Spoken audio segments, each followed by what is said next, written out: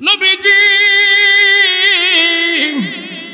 আমি আমার মেয়েটাকে যখন গর্ত করে গর্তের মাঝে ধাক্কা মারিয়া ফেলে দিয়েছি, আমার মেয়েটা বোঝার বাকি না তাকে মারার জন্য ফেলেছি। আমার মেয়েটা আমাকে বলেছে, আব্বা, ও আমার আব্বা। মানুষ বিপদে পড়লে মা বাবা দৌড়াইয়া যায় সন্তানকে বাঁচাইবার জন্য। বাবা, আমি মেয়ে হয়েছি, এটা কি আবার অপরাধ? আমাকে আল্লাহ তাআলা মেয়ে বানিয়েছে, এটা কি আবার অপরাধ? তুমি আমারে মাইরো না, তুমি আমারে মাইরো না, আমার একটা সুযোগ দাও, আমার দুইটা চোখ যেদিকে যায় সেদিকে চলে যাব। আমি জিন্দগিতে বাবার পরিচয় নিয়ে তোমার সামনে যাব না। আমার নবী ডাক দিয়ে বলেন, দাহিয়া তারপরে কি করেছো? দাহিয়াতুল কলবি ডাক দিয়া বলেন, নবীজি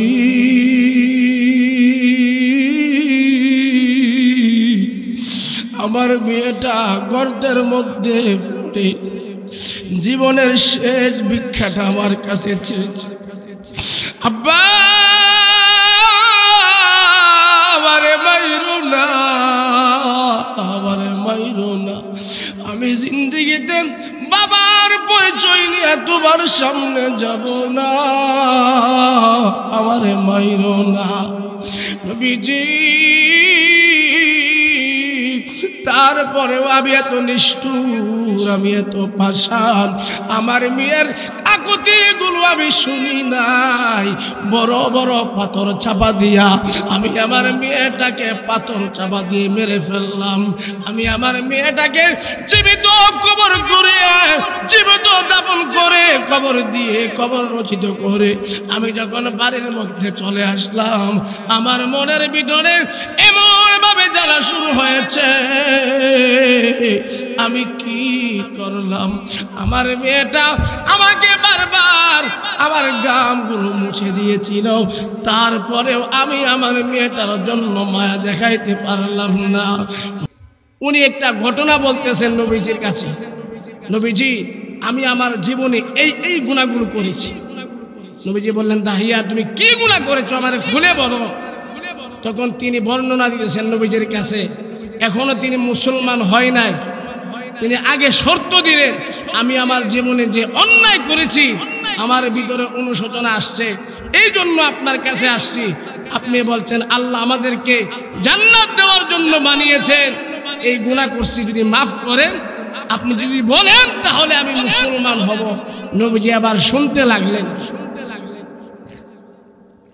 নবীজির কাছে বলতেছেন, নবীজি আমি একজন প্রসিদ্ধ ব্যবসায়ী, আপনি জানেন। আমি আমার বিবির কাছে বলে গেলাম, আমার ঘরে যদি কন্যা সন্তান হয় তাকে সঙ্গে সঙ্গে হত্যা করে ফেলবা, আর যদি আমার ছেলে সন্তান হয় তাকে লালন পালন করে মানুষের মতো মানুষ করবা, আমার আদর্শে তাকে বড় করে তুলবা। ঘটনাক্রমে উনি ব্যবসার জন্য বহু বছরের জন্য বাহিরে চলে গেলেন, প্রায় 7-8 বছরের জন্য বাহিরে চলে গেলেন। আসার পরে উনি তাকায় দেখে একটা সুন্দর ফুটফুটে একটা কন্যা সন্তান এসে তাকে জড়ায় ধরলেন। এই ঘটনা নবীজির কাছে বলতেছেন, নবীজি আমার বিবি আমার কথা রাখতে পারলো না, আমার আর বুঝার বাকি নাই, এই কন্যা সন্তানটা আমার চমৎকার দেখতে। তার বিবি তার নাম রাখছে জামিলা, জামিলা অত সুন্দর। নবীজি আমার বিবি আমার কথা রাখে নাই, এই বাচ্চাটাকে মারে নাই। আমি যখন সফর থেকে বাড়িতে চলে আসলাম, আমার এই মেয়েটা আমাকে আইসা আব্বু আব্বু করে জড়ায়া ধরলো, কিন্তু আমার ভিতরের খুব আমি জমায়া রাখছি। আমি আমার বিবির কাছ থেকে এই মেয়েটাকে তার নানার বাড়ি কিতাবের মধ্যে আসছে অথবা মেলার মধ্যে নিয়ে যাব, এই কথা বলে মেয়েটাকে সুন্দর করে সাজায়া গুছায়া আমি আমার বিবির কাছ থেকে নিয়ে গেলাম। কোথায়? দুইটা রিওয়ায়াত মনে রাখবেন, একটা হচ্ছে তার নানার বাড়ি অথবা মেলার মাঝে নবীজির কাছে ঘটনা বলতেছেন, নবীজি আমি কত বড় জালেম, এই জালেমকে কি আমার আল্লাহ মাফ করবে? নবীজি বললেন, দাহিয়া তুমি তোমার ঘটনা আমার একটু খুলে বলো, আমি শুনতে চাই, কি এমন অন্যায় করেছো? নবীজির কাছে আবার বলতেছেন, আমার মেয়েটাকে সুন্দর করে সাজায়া গোছায়া আমি আমার মেয়েটাকে নিয়ে চলতে শুরু করলাম। আমার মেয়েটা আমাকে ডাক দেয়া বলেন, আব্বা তুমি আমারে বললাম মেলার মধ্যে তোমার নানার বাড়িতে নিয়ে যাইবা, আমার মা তো আমাকে বহুবার নিয়ে গেছে, কিন্তু তুমি যেই রাস্তা দিয়ে আমাকে নিয়ে যাচ্ছ, আমার মা তো কখনোই এই রাস্তা দিয়ে আমাকে নিয়ে যায় না। নবীজি আমার মেয়েটা শিশু, বুঝতে পারে নাই আমার মনের ভিতরে কি একটা গোপন রহস্য। আমি আমার মেয়েটাকে নিয়ে মরুভূমির রাস্তা দিয়ে চলতে শুরু করলাম। নবীজি মরুভূমির রাস্তা দিয়ে চলতে চলতে এক পর্যায়ে আমি মরুভূমির মধ্যস্থানে যাওয়ার পরে আমি একটা গর্ত খনন করতে লাগলাম। গর্ত খনন করার সময় আমার মেয়েটা বারবার আমাকে এই কথা বলতেছেন, আব্বা আব্বা গো তুমি আমারে নানার বাড়িতে নিয়ে যাইবা, এই কথা বলে আমার মার কাছ থেকে নিয়ে আসলাম। এই উত্তপ্ত মরুভূমির মাঝে তুমি আমাকে নিয়ে আসলাম, এত প্রচন্ড রোদের মাঝে গর্ত করতেছ, তার কি কারণ আমাকে খুলে বলো না। নবীজি আমি আমার মেয়ের কথায় কর্ণপাত করি নাই, কান দেই নাই। আমি যখন গর্ত করতেছি আমার মেয়েটা বারবার আমার ঘামগুলো মুছতেছিল আর বারবার আমাকে বলতেছিল, আব্বা আব্বা গো কি জন্য গর্ত করো, আবার খুলে বলো না। নবীজি গর্ত যখন করা শেষ হয়েছে, গর্ত যখন খনন করা শেষ হয়েছে, আমি আমার মেয়েটাকে ডাক দিলাম, জামিলা হাই কত চমৎকার গর্ত হয়েছে, একটু দেখে যা। নবীজি আমি আমার মেয়েটাকে ডাক দেওয়ার সঙ্গে সঙ্গে আমার মেয়েটা গর্তের কিনারে চলে আসলো। নবীজি ডাক দিয়া বলেন, দাহিয়া তারপরে কি করেছ? নবীজি আমার মেয়েটা গর্তের কিনারে যখন এসে দাঁড়ায়া যায়, আমি বাবা আজরাইল সাজিয়া আমি আমার মেয়ের গলার মধ্যে ধাক্কা মারিয়া এই গর্তের মধ্যে ছেড়ে দিয়েছি। নাউজুবিল্লাহ, আর জোরে বলেন নাউজুবিল্লাহ। ইয়া রাসূলুল্লাহ, আমার মেয়েটা আমি যখন গর্ত করতেছিলাম বারবার আমার ঘামগুলো মুছতেছিল, তারপরেও আমার দিলের মধ্যে আমার মেয়েটার জন্য মায়া হয় নাই। নবীজি আমার মেয়েটা যখন গর্তের কিনারে চলে আসছে, আমি বাবা আজরাইল সাজিয়া আমি আমার মেয়েটাকে ধাক্কা মারিয়া এই গর্তের মধ্যে ছেড়ে দিয়েছি। আমার মেয়েটাকে যখন আমি গর্তের মধ্যে ফেলে দিয়েছি, আমার মেয়েটার বোঝার বাকি নাই গো নবীজি। আমার মেয়েটা বুঝতে পেরেছে এই গর্ত আমি এটাকে মারার জন্য করেছি, এই জন্য আমার মেয়েটা বারবার আমার দিকে তাকায়া চোখের পানি ছেড়ে আমার মেয়েটা আমাকে বারবার এই কথা বলতেছিল। এই ঘটনা দাহিয়াতুল কালবি নবীজির কাছে বলতেছে। আমার নবী রাখতে বলেন, বলেছে আমারে বলো না। নবীজি এই কথা শুনতেছে, নবীজির চোখ দিয়া পানিগুলো বেয়ে বেয়ে পড়তেছে। আমার নবী ডাক দিয়া বলেন, দাহিয়া রে, গর্ত করে তোমার মেয়েটাকে ফেলে দিলা।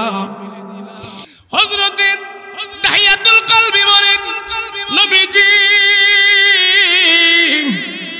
আমি আমার মেয়েটাকে যখন গর্ত করে গর্তের মাঝে ধাক্কা মারিয়া ফেলে দিয়েছি, আমার মেয়েটা বোঝার বাকি না তাকে মারার জন্য ফেলেছি। আমার মেয়েটা আমাকে বলেছে, আব্বা, ও আমার আব্বা। মানুষ বিপদে পড়লে মা বাবা দৌড়াইয়া যায় সন্তানকে বাঁচাইবার জন্য। বাবা, আমি মেয়ে হয়েছি, এটা কি আবার অপরাধ? আমাকে আল্লাহ তাআলা মেয়ে বানিয়েছে, এটা কি আবার অপরাধ? তুমি আমারে মাইরো না, তুমি আমারে মাইরো না, আমার একটা সুযোগ দাও, আমার দুইটা চোখ যেদিকে যায় সেদিকে চলে যাব। আমি জিন্দেগিতে বাবার পরিচয় নিয়ে তোমার সামনে যাব না। আমার নবী ডাক দিয়ে বলেন, দাহিয়া, তারপরে কি করেছো? দাহিয়াতুল কলবি ডাক দিয়া বলেন, নবীজি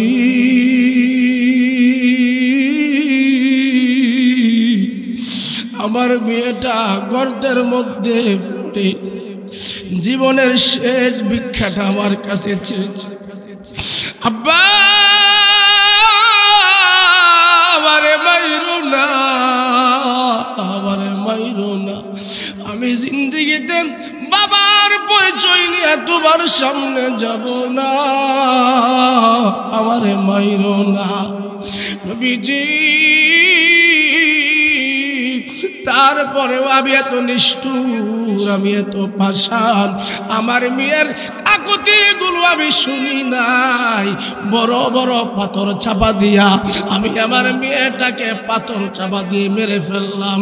আমি আমার মেয়েটাকে জীবিত কবর করে, জীবিত দাফন করে, কবর দিয়ে কবর রচিত করে আমি যখন বাড়ির মধ্যে চলে আসলাম, আমার মনের ভিতরে এমন ভাবে জ্বালা শুরু হয়েছে, আমি কি করলাম? আমার মেয়েটা আমাকে বারবার আমার গামগুলো মুছে দিয়েছিল, তারপরেও আমি আমার মেয়েটার জন্য মায়া দেখাইতে পারলাম না। নবীজি গো, আমার আল্লাহ তাআলা কে আমাকে মাফ করবে? হে গোবিন্দপুরের মা বোনেরা, তোমাদের কোনো দাম ছিল না, তোমাদের কোনো মূল্যায়ন ছিল না। একমাত্র বিশ্ব নবী ইসলাম আপনাদেরকে যে পরিমাণ মর্যাদা সম্মানিত করেছে, আর কোনো ধর্ম, আর কোনো তন্ত্র মন্ত্র তোমাদেরকে সম্মানিত করতে পারে নাই। ঠিক কিনা জোরে বলে? আমার নবীজি এই চোখের পানি ফেলে দাহিয়াতুল কলবিকে ডাক দিয়া বলেন, দাহিয়া, কি করলি? এটা কি মানুষের কাজ?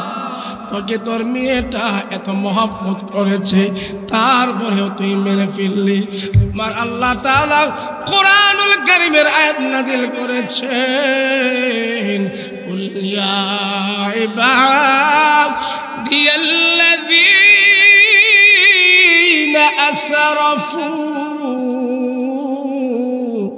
আলা আনফুসিহিম লা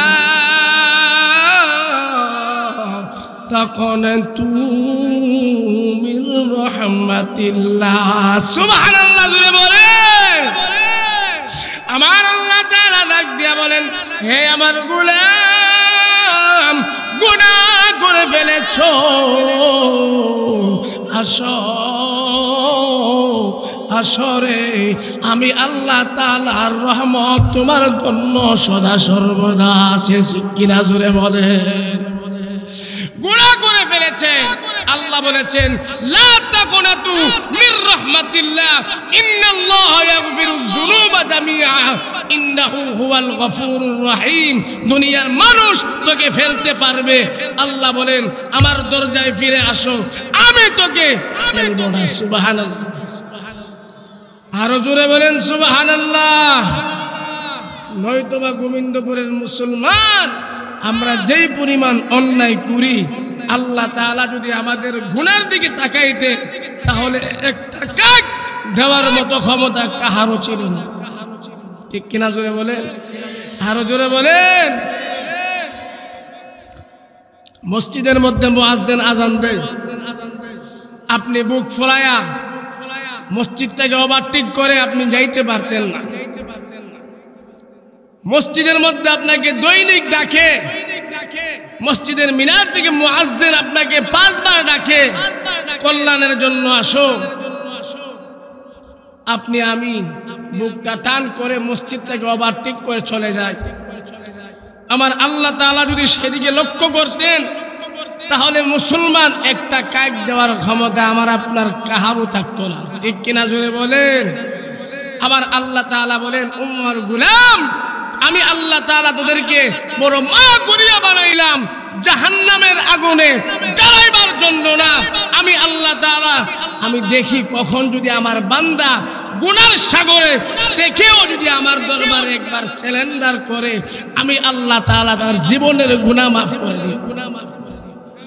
তারপরেও যদি মুসলমান গুনাহ নিয়ে আমি আপনি কবরে যাই, আল্লাহ বলেন বান্দা আমি তোকে সুযোগ দিয়েছিলাম, সুযোগের সৎ ব্যবহার তুই করিস না, এবার আমাকে ডাকলেও আর কোন কাজ হবে না।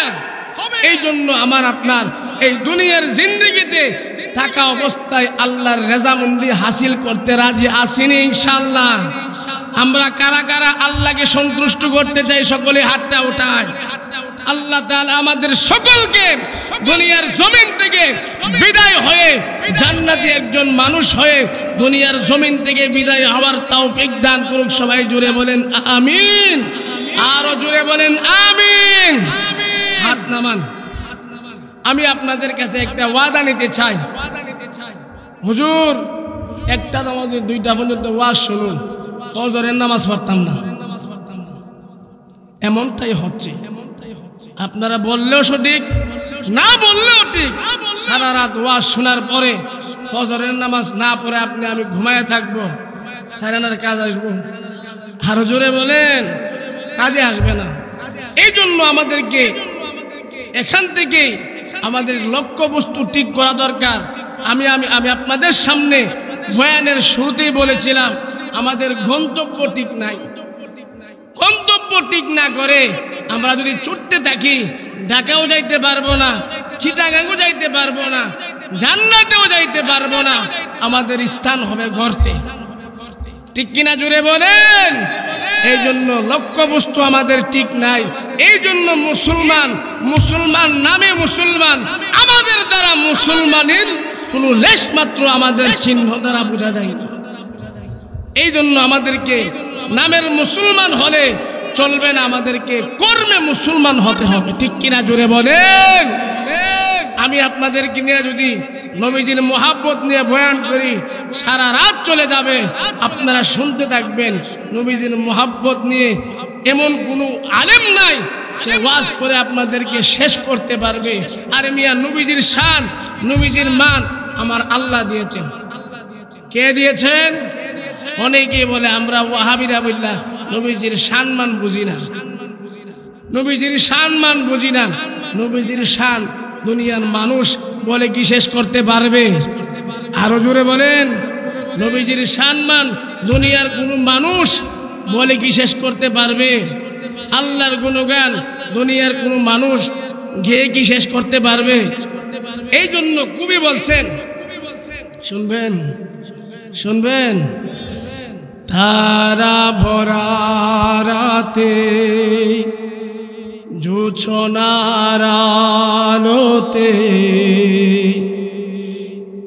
লিখিব প্রভু তোমার গান। তারা ভরা রাতে জোছনার আলোতে ভাবলাম লিখিব তবু গুণগান। রাত্রি গভীর হয়ে ফুরিয়ে গেল তবু লেখা হলো না প্রভু তবু নামে গান। তুমি কত যে মহান,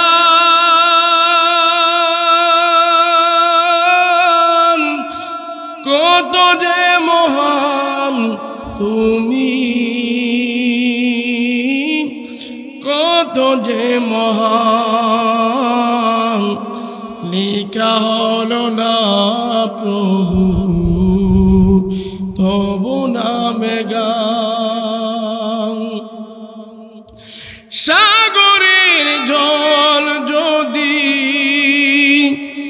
কালি হয়, বিক্ষণতা যদি কলম হয়, সাগরের জল যদি কালি হয়, বিক্ষণতা যদি কলম হয়, কালি ফুরিয়ে যাবে, কলম ফুরিয়ে যাবে, লেখা হবে না প্রভু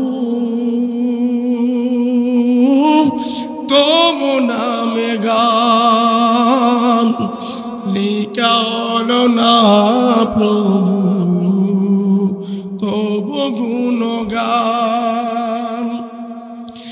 যেদিকে তাকাই তোমার সৃষ্টি, যেদিকে তাকাই তোমার সৃষ্টি, নয়ন বিরাম যাই যত দৃষ্টি, কি বা প্রশংসা লিখিব তোমার, সবখানে তুমি বিরাজমান। লেখা হলো না প্রভু তবু নামে গান।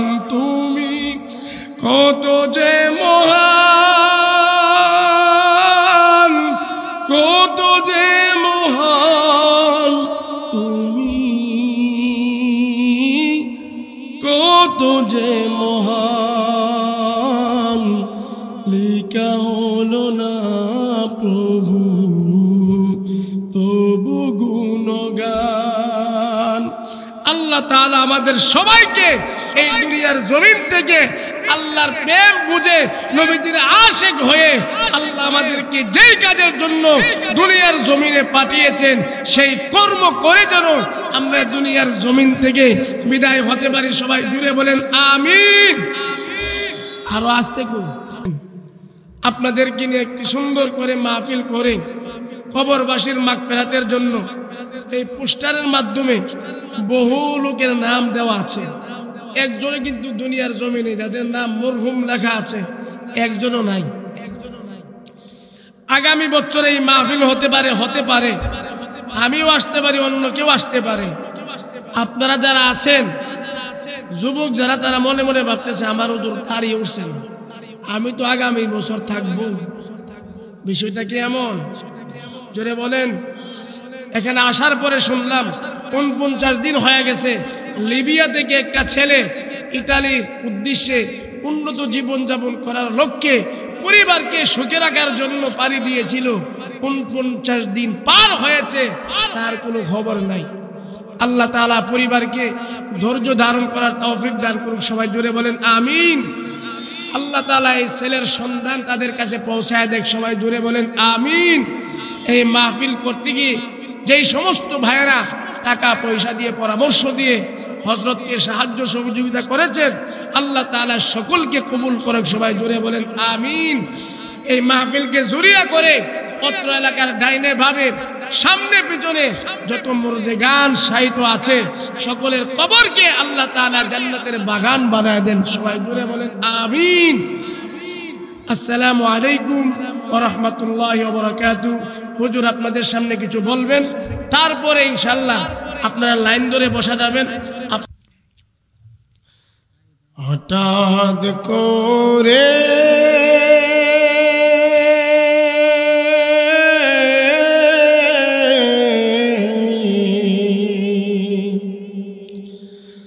হঠাৎ করে শুনবি একদিন আমার মৃত্যুর খবর,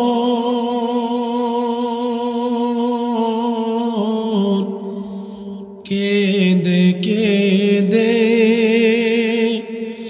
আসবে সবাই দিতে আমায় কবর, দিতে আমায় কবর।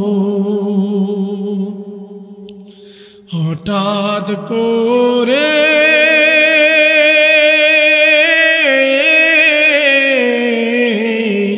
হঠাৎ করে শুনবি একদিন আমার মৃত্যুর খবর,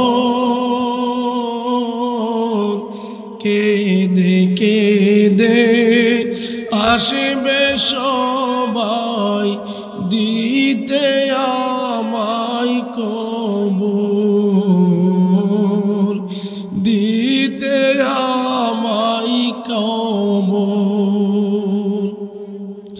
লাস্টে আমার থাকবে পরে ভারী রাঙিনায়,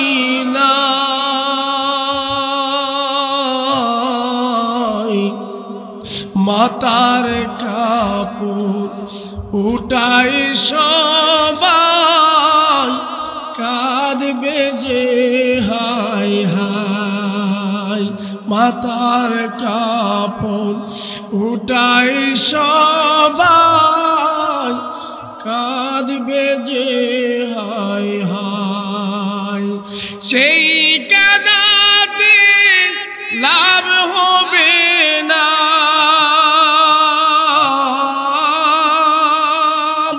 সেই কাঁদাতে লাভ হবে না, ভয়ঙ্কর বড় ওই কবর।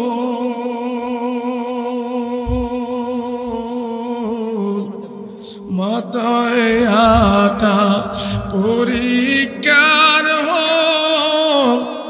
রাখলি না রে তুই খবর, এই দুনিয়া পরীক্ষার রাখলি না রে তুই খবর। হঠাৎ করে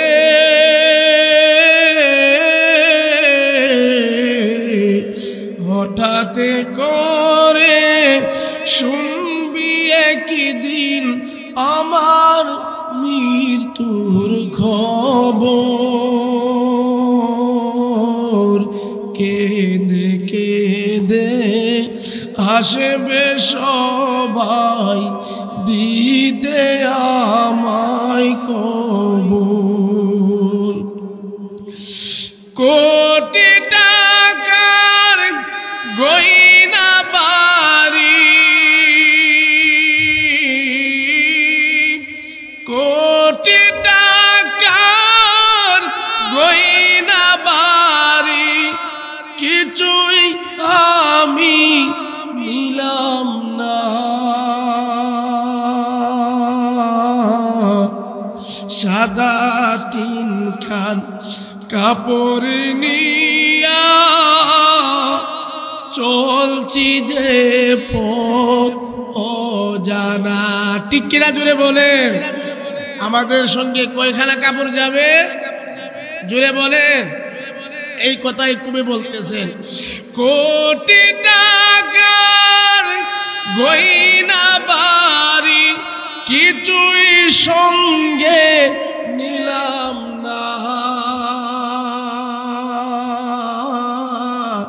সাদা তিনখান কাপড় নিয়া চলছি যে পথ অজানা, সাদা তিনখান কাপড় নিয়া চলছি যে পথ অজানা। আমার জন্য দুয়া করো, আমার জন্য দুয়া করো, শান্তি পাই যেন ওই কবর। এই দুনিয়া পরিকার হল, রাখলি না রে তুই খবর। এই দুনিয়া পরিকার হল, রাখলি না রে